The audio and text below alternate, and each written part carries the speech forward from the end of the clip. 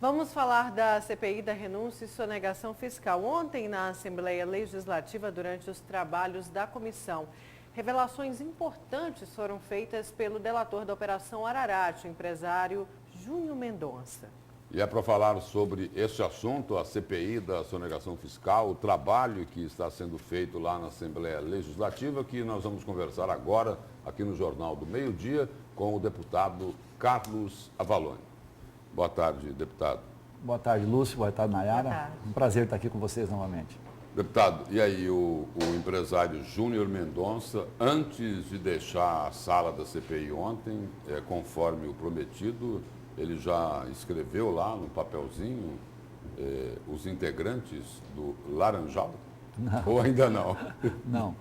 Na realidade, o empresário Júnior Mendonça ele foi convidado para comparecer à CPI, porque o primeiro passo na CPI foi, só para recordar para todo mundo, nós primeiro pegamos informações sobre as CPIs anteriores. Tudo que foi levantado e qual era a posição da Polícia Federal, Justiça Federal, Ministério Público, Delegacia Fazendária, Secretaria de Fazenda, levantamos tudo o que foi feito no passado. Num segundo momento, nós começamos a ouvir empresários e ouvir também a doutora Ana Cristina Bardusco, que tem uma experiência muito grande no assunto, dando uma linha, sugerindo linha para que a gente atuasse.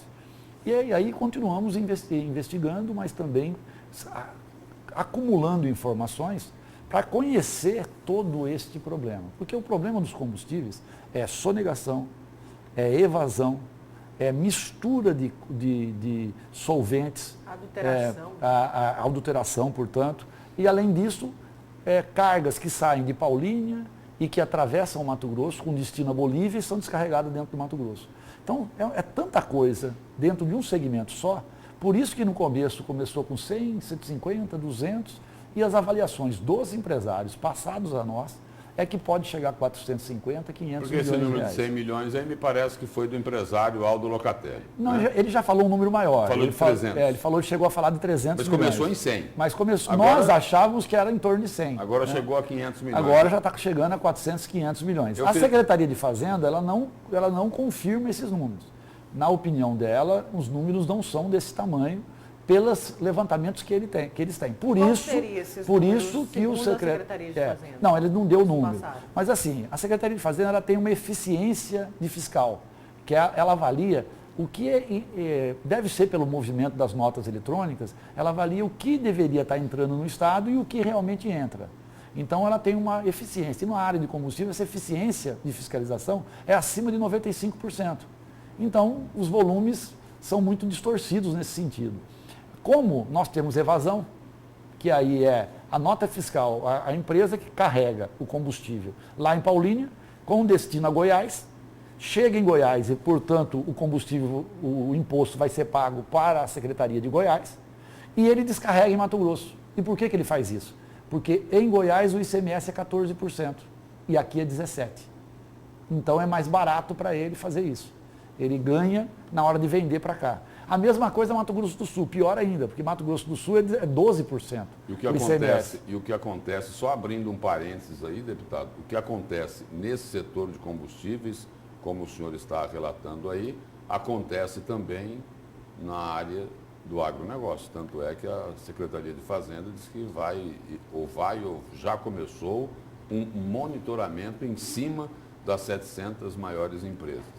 Porque o caminhão sai de um lugar, fala que vai para o ponto A e ele acaba indo para o ponto B. Na questão do agronegócio... E no combustível dá para fazer isso também? Dá sim, e é isso que está acontecendo, já está assim, muito claro nos depoimentos que isso tem acontecido sim. Na questão do agronegócio, a Secretaria de Fazenda já tem uma investigação junto com a Delegacia Fazendária, que é a questão dos créditos podres. Aquilo lá já deu até morte. Quer dizer, ontem o presidente Wilson Santos tratou do assunto, pedimos mais informações e vamos entrar nisso sem dúvida nenhuma. Mas voltando aos combustíveis... Aquela operação crédito podre, me parece que pela avaliação da Cefaz é assim a pontinha do iceberg. Exatamente. Então nós vamos entrar nisso também. Nesse momento nós estamos tratando do combustível, que é a minha área, porque nós dividimos lá em coordenações. Eu sou relator da área de combustível.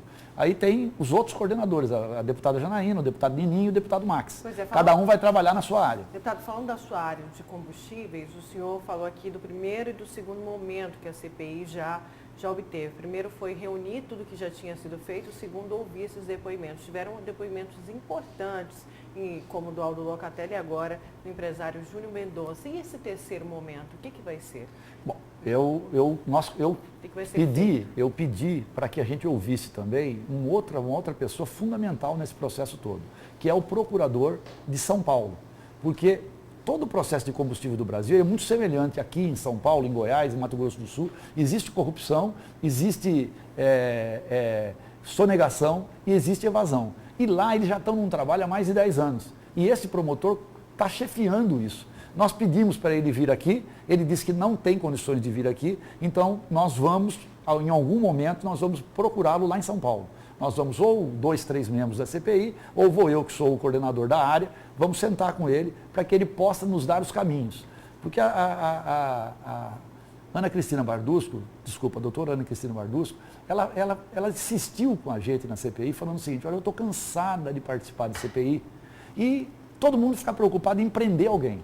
Em falar, olha, eu vou pegar aquele. Mas está claro que nessas áreas existe muito laranja.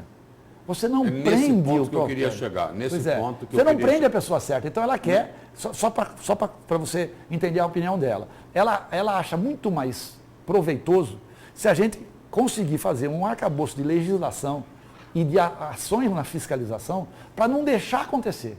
Porque depois que acontece, você prende o laranja, você não chega no mandante. Você pega só o laranja. É nesse ponto aí, deputado, que eu queria chegar. Ainda no governo Pedro Taques, a Secretaria de Fazenda começou a investigar uma sonegação, não era milionária, era bilionária, de ICMS em torno aí de 3 bilhões de reais. Eu só não sei se tem alguma coisa a ver com a crédito podre. Me parece que não. E aí é o seguinte, lá eram os laranjas. Júnior Mendonça, na CPI da sonegação agora, falou dos laranjas dos combustíveis. Eu volto aqui à primeira pergunta. Ele entregou o nome dos laranjas para saber quem são os testes de ferro? Bom, ele disse... Essa é a orientação da procuradora, assim, não é isso? Para deixar bem claro isso, ele disse claramente que ele não sabe quem são os laranjas. Aí o presidente Wilson Santos falou assim: o senhor tem condições de indicar pelo menos o local desses postos para que nós da CPI, com o delegado que já foi disponibilizado pelo governador Mauro Mendes para a CPI, com os técnicos nossos, nós possamos chegar a essas conclusões. E foi nesse ponto de indicar o endereço que ele disse, olha, aí o Wilson falou assim, você pode fazer isso de forma reservada, até porque não pode mesmo fazer de forma pública, porque senão você indica onde você vai investigar. E ele falou, sim, de forma sigilosa eu posso indicar os caminhos. Mas ele nunca disse que ele sabia quem é o laranja. Ele não sabe. Ele pode indicar assim, olha, aquele posto não tem alvará de funcionamento ou licença de funcionamento, está faltando coisas e ele continua funcionando. Então isso é estranho. Mas de 250 ou 260 postos que tem na Baixada Cuiabana, Cuiabá e Várzea Grande, ele acha que são em torno de 12 a 15 postos que funcionam de forma irregular, podendo receber... E só o empresário Júnior Mendonça sabe disso? Não. A fiscalização não sabe? Não, pois é. O poder público não sabe, deputado? Mas logicamente que quem está no meio tem informações melhores. Porque está cuidando do assunto e não é sempre que quer falar, não é? Não entendi? A CPI vai fazer essa provocação que o Lúcio traz? Não, sim, já fez. Porque quando nós chamamos lá o Fábio Pimenta, da Secretaria de Fazenda, convidamos ele para estar lá, nós colocamos isso. Olha, o Aldo Locatelli está dizendo isso, está aqui a apresentação dele. Compartilhamos a apresentação do Aldo Locatelli com a apresentação do Fábio Pimenta. Os dois receberam, porque elas não são iguais. Então, aqui, ó, vamos analisar melhor. Os números que um apresenta são diferentes dos outros. Então, nós estamos comparando esses números. Quer dizer, tem muito trabalho pela frente ainda. E nós estamos falando só de uma área, só do combustível. Imagina as outras. E aí a CPI tem que ter muito critério também, porque comercialmente, Aldo Locatelli e Júnior Mendonça são concorrentes de um mesmo setor. Sim, mas assim, isso, todos os sindicatos são assim, né? Você tem o sindicato da energia, todos são concorrentes. Você tem o sindicato do comércio, todos são concorrentes. Mas assim, isso não é problema, concorrer não é um problema. O problema é quando tem alguém concorrendo deslealmente. Esses 12 ou 15 postos existindo, fazendo o que não deve. Eles estão fazendo o que não deve, vendem combustível mais barato. Ele diz assim, ó, a maquininha do cara é em nome de laranja. Você vai lá, ela não está. O posto é do Lúcio Sorge. Mas na hora que você vai pegar... Do Lúcio não. Do Lúcio, Tira o Lúcio. põe outro nome aí. A Nayara. Então o posto é do X. Né? Pega desses nomes que o Júnior Não. Mendonça passou lá. Ele não passou. Tá bom. O nome é de um empresário X. Esse você vai lá para abastecer, a maquininha não está no nome do empresário X. Está em nome de uma outra pessoa, de uma terceira pessoa. Então já é um indício de que alguma coisa está errada. Então é isso que nós vamos entrar agora nessa nova fase de investigação.